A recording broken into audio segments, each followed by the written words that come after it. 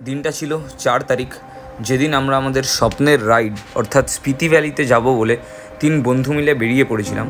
আর আজকের এই পুরো ভিডিওটা হবে 3 তারিখকে নিয়ে, যেদিন আমরা হাওড়া থেকে অর্থাৎ হাওড়া রেলওয়ে স্টেশন থেকে কালকা রেলওয়ে স্টেশন অবধি আমাদের নিজেদের বাইককে পার্সেল করেছিলাম।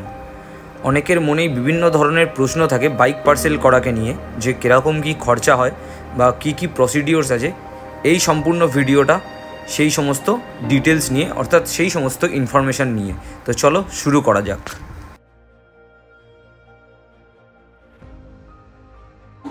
এখন আমরা চলে এসেছি হাওড়ার পার্সেল অফিসে, আর এখানে আশেপাশটায় বহুত পার্সেলের ভিড়। আর আমরা চেষ্টা করবো যে একদিনেই 2টো বাইক পার্সেল করার। অফিস থেকে বলেছিল যে একদিনে 2টো পার্সেল হবে না, আমাদের ট্রেনের টিকিট আছে কালকে, বাট আমরা আজকে চলে এসেছি বাইক দিতে।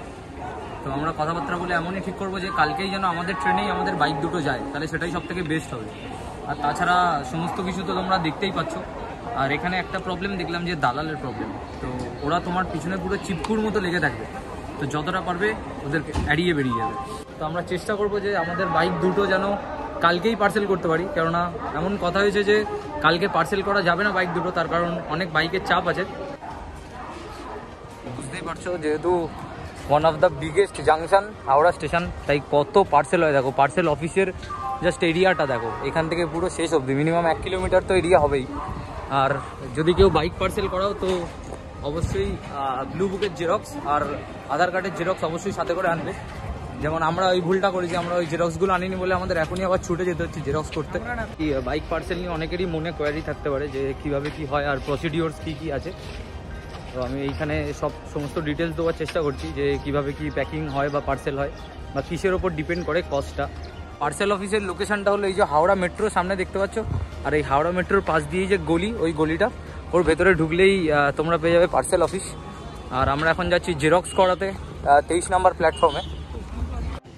আমরা যখন শিয়ালদা থেকে অরুণাচলের জন্য গাড়ি পার্সেল করেছিলাম অরুণাচল রাইডের সময়, তো তখন খুবই ইজিলি হয়ে গেছিলো।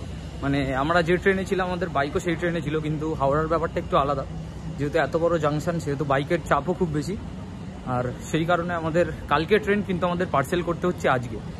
আর এমন অনেক জায়গা আছে যেগুলো বাই রোড যাওয়ার থেকে ট্রেন পার্সেল মানে বাইক ট্রেনে পার্সেল করে নিয়ে যাওয়াই লাভবান হয়।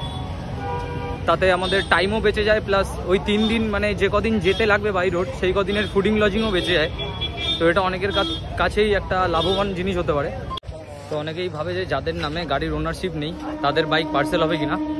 তো আমি ক্ষেত্রে বলে রাখবো অবশ্যই পার্সেল হবে, কিন্তু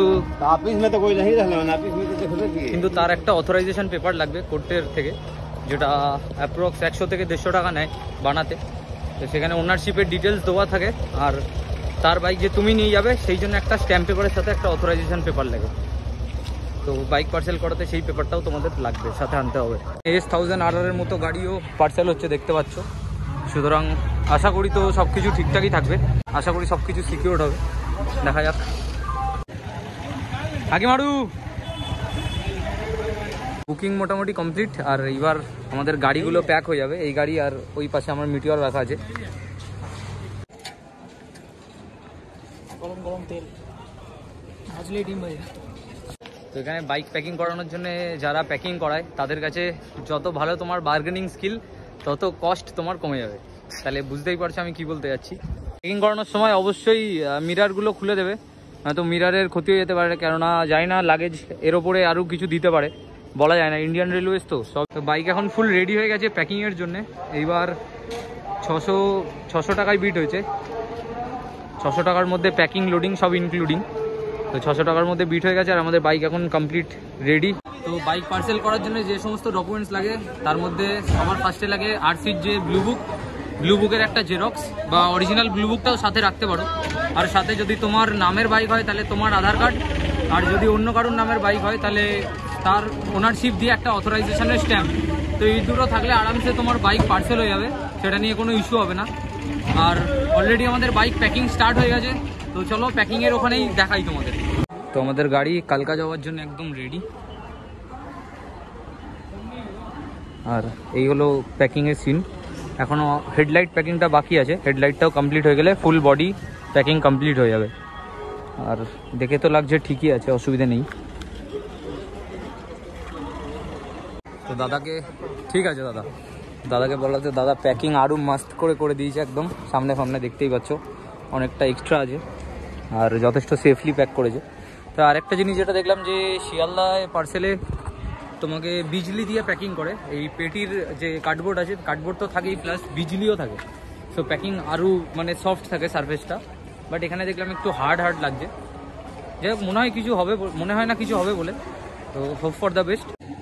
সবই ঠিক আছে, বাট এরকম একটা রিসিপ্ট দেবে, এই রিসিপ্টে গাড়ির A to Z ডিটেলস থাকবে, বাট এইটা বলা থাকবে না যে তোমার গাড়ি কবে পার্সেল হবে বা কোন ট্রেনে যাবে, সেটা পুরোটাই ওদের ওপর ডিপেন্ডেন্ট হবে।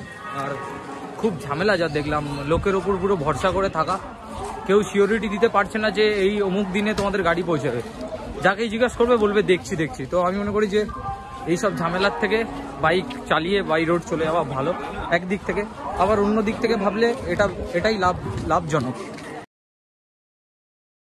তো তারপর নেতাজি এক্সপ্রেস সঠিক সময়ে হাওড়া রেলওয়ে স্টেশনে ঢুকে পড়ে, আর আমরা 3 বন্ধু বোট করে নিয়েছিলাম আমাদের ট্রেন।